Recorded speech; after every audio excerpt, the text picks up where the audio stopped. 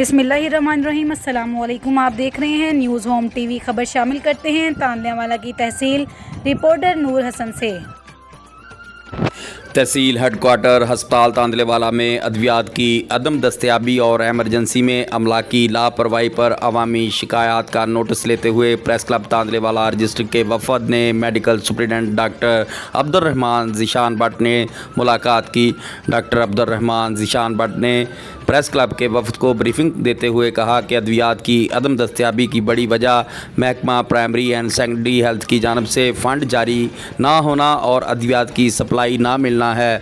हाल ही में DHQ तांदलेवाला ने outsources के ज़रिए 1 करोड़ से मालियत की अद्वियात ख़रीदी, जिसमें एमरजेंसी की अद्वियात शामिल हैं। इनका कहना था कि फ़ंड्स ना होने की वजह से अद्वियात का बहरान जन्म ले रहा है, जो इंशाअल्लाह फरवरी 2025 में ख़त्म हो जाएगा।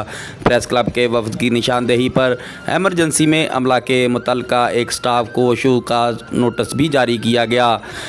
मरीज़ों के साथ अदम तावन कभी बर्दाश्त नहीं करूँगा। MS डॉक्टर ज़ीशान भट्ट ने प्रेस क्लब के वफद में general secretary press club Mohammad Waqar Hussain, doctor Zahid Rizvi, Rana Sajjad, Mirza Nalain Mughal और राना अब्दुल्ला शामिल थे।